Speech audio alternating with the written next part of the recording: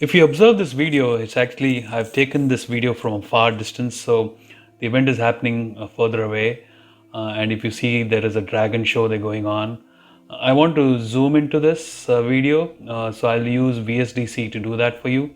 So I'll pull the cursor back to the beginning of the video, stop the video, and go to Video Effects and click on Transform and then Zoom. And once you say OK at this point, and then go down to the screen on the right side, change the levels to the zoom in you want.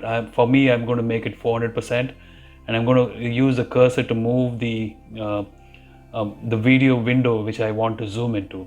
So I selected the zoom area, and now I do a preview by clicking on the green button there. So you can see the event is closer than what I had previously made the video for, which was from a distance. So we are all set.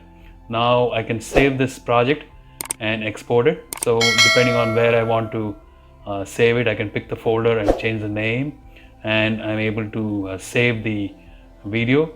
I hope this information helps you, because sometimes you make videos which is far off distance and you want to make it more zoomed in. Hope this information helps. Talk to you soon. Bye.